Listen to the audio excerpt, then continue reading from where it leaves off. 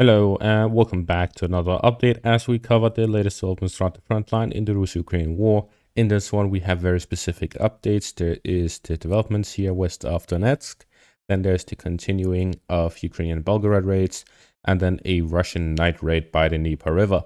We start out here in the Donetsk region where we see that the Russians, according to Russian sources and other sources, the Russians have captured the village of Novelsk. So far, however, there's been no visual confirmation of the capture, and Deep State Map reports that it is not captured yet, that there are Russian assaults going on. However, I'm mapping it out as Russian capture until otherwise has been proven or it has been confirmed, due to the majority of the sources and most of my reliable sources reporting that it is captured, while Deep State Map has been reporting less and less on actual captures.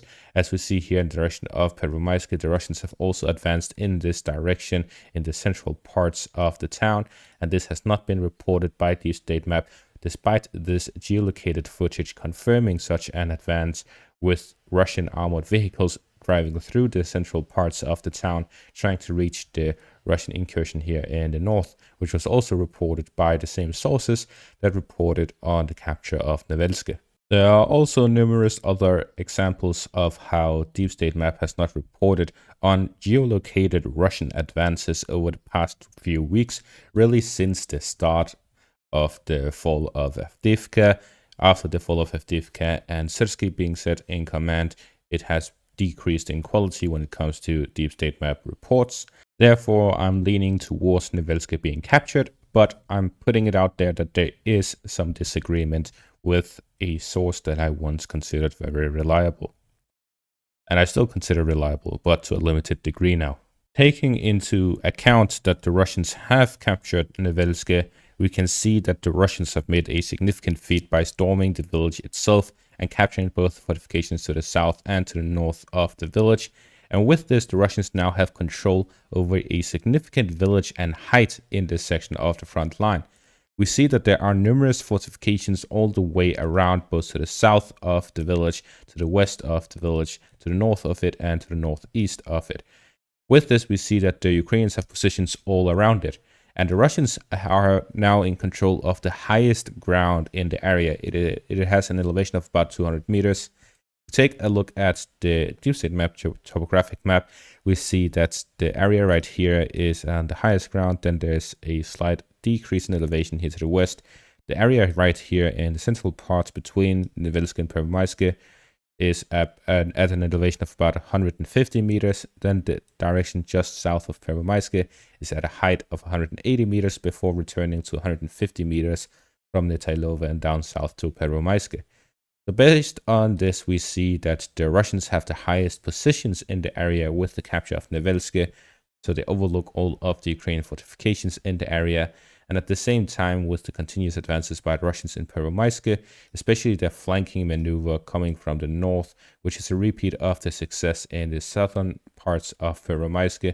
With this, we can see that they are launching yet another armored assault here in central parts of Pervomaisk in hopes of connecting the two and gaining control over the town itself. This is a very important factor, as what it looks like right now is that the Russians have an interest in either forcing the Ukrainians to withdraw from their fortifications here to the east, to the south of Pervomaisk and north of Novelsk, where they're looking to pull back and save themselves from an encirclement, because otherwise the Russians, with the capture of Pervomaisk, would look to attack the Ukrainian fortifications here in the central parts by Novelsk and by Pervomaisk to connect in the middle where the Ukrainian fortifications are located, to cut off the Ukrainian positions here in the east, or simply move further westwards where they'll continue ignoring these fortifications and cut them off further northwards where they can attack in the direction of Netailova, where the fortifications here are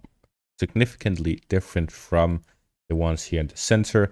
These are very well fortified areas, also located in the heights, while these locations here in the western parts by Netailova are much more direct, and they're also very significant, located in heights. But the difference is these are also looked to defend to the sides, both sides really, while the ones here in the north is a phased on, and after that the Russians can simply flank and cut off the supplies going through the central parts by attacking the fortifications here to the west, which would allow them to attack fewer fortifications and capturing more territory than simply attacking head on. The capture of Novelsk would likely be a result of the current trend in the Ukrainian army, where we're seeing that they're facing difficulties. And with this article from Der Spiegel, the Ukrainian army had been interviewed in multiple sections of the front line. The publication spoke with Ukrainian officers to find out what the situation is throughout the front line in various sectors, and most of them agree that due to insufficient supplies, almost all units are forced to conserve ammunition. So there's a very significant lack of ammunition. And other troops are currently able to hold on to their positions, but only as long as the Russians keep at their current rate, and then even at that for a limited time. If the Russians increase the rates or start launching increased assaults towards these Ukrainian positions, then they would eventually fall one by one if they attack in full force. They also report that if the attacks intensify, they'll be forced to withdraw to better prepared positions.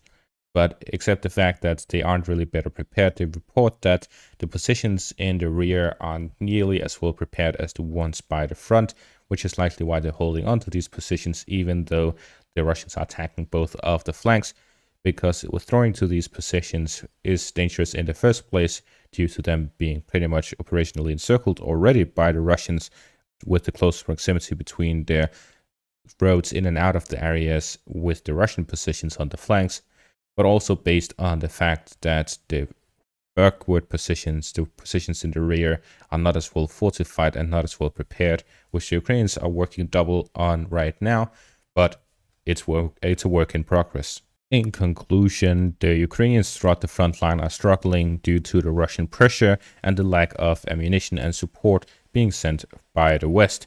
This adds more to the pretty much stupidity of the Ukrainian raids into Russian territory. The main reason for that is purely militarily looking, it has no value at all. It actually has significant negative value to the Ukrainian army. On a more political aspect, there is some propaganda objective, as Syriac Maps writes. Today's events had a purely propaganda objective, that of liberating the Belgorod and Kursk oblasts, and showing the Russian border guards as inefficient and ineffective in defending Russian territory. However, this operation has been less successful than its predecessor last year, and the result has been a heavy blow to the Free Russia Army quotation marks militias, who have suffered significant human and material losses. Nor has it had the strategic effect of forcing the Russian command to send reinforcements to this area. But there are already significant troops deployed on the border and in the rear, guaranteeing the deterrent effect, but on the opposite side, the battle continues on Ukrainian soil. Now, why do I say that the Ukrainian incursions into Russian territory, also in the Kursk region, but also mainly in the Belgorod region, has a negative effect rather than any effect at all? And that is mainly due to what my Russian sources tell me, and that is part one. The Russian army in the border areas are internal forces such as conscripts and border guards, units that would not have fought in the Ukraine war at all for any reason in the first place. So the Russian losses, if any, in this scenario are very limited and would be in a sense that has zero effect on the front line.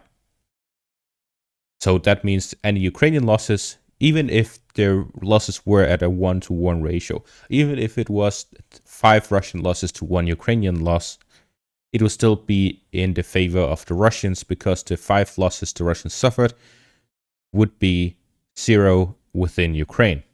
And that is what matters for the Russians, is winning within Ukraine, but apparently for the Ukrainians it doesn't really matter. Or sorry, the quote-unquote Free Russia Legion, which is fighting with Western military equipment. I wonder where they got that from. Again, this is something detrimental to the Ukrainian army because instead of using this equipment at the front line where it is needed, it is instead being used in these, and I dare say, suicidal attacks into Russian territory. The Russians responded to these attacks very simply. They went to these frontline villages that the Ukrainians attacked from and simply withdrew from the areas and launched heavy artillery and drone strikes on the advancing Ukrainians. These advancing Ukrainians were stopped before even entering Russian territory. But enough about these Ukrainian PR raids, let's move on to the Russian PR raids across the Dnieper River. According to the reports by Russian sources, Russian Marines, paratroopers, and volunteers launched a raid and assault across the Antonovsky Bridge here into Ukrainian territory. According to the reports, it is an assault that took place during the cover of the night. They claim that they attacked multiple Ukrainian fortifications and units here in the area between the Dachi area and the Ukrainian territories on the right bank of the Dnieper River. According to these reports, the Russians caught the Ukrainians off guard, which left them in a position where they weren't prepared to defend themselves. So the Russians report they attacked both normal positions, but also UAV operator positions, which would cause casualties among the UAV operators, which are very important with the experience that they've built up over the time. And then after these assaults, they withdrew back across the Dnieper River and returned to their original positions. And that is pretty much how you're supposed to do a PR raid. You go across and then come back with some video footage to show off your PR stunt. Instead, what the Ukrainians do is that they try to get a foothold in Krynky, where they end up suffering for multiple months. I've lost count of how many months it has been and how many thousands of Ukrainians must have been lost in such a PR operation that has no value because the Ukrainians have not succeeded in getting a proper foothold across. And this is not how you do a PR maneuver. You're supposed to do a PR maneuver with minimal losses and just in and out instead of sitting there for months to gain nothing. And that is the most important points from the PR rates on both sides. There's one final point in this video, and that is the British Challenger tanks that were sent to Ukraine. So far, it is reported by The Sun that 5 out of 14 tanks are out of service, out of commission for the Ukrainian army. That is from a range of issues between lacking of maintenance, spare parts, etc. And at the same time, even the ones that are able for use, besides the one that was lost in the Ukrainian summer offensive, was mainly they have a significant difficulty in being used due to the heavy weight of the tank and the difficulty of it driving through Ukrainian territory, as we saw in the video with the Challenger tank being sunk in the mud. And based on this information, we can see and conclude that the Challenger tanks are pretty much completely useless in this war. They do report that they are used as long-range artillery support from 4.5 kilometers of range. They shoot at Russian positions, but how many areas can they even get close enough to be shooting from 4.5 kilometers, and how many would then be lost by Russian artillery or airstrikes in response? So this raises the question as to how useful are they really, especially in such a low number where half of them are already out of commission. This ends up saying the Challenger 2 is a complete failure. At least the Abrams and Leopards reached the front line. And that is going to be all for this update. Thank you for watching and have a great day.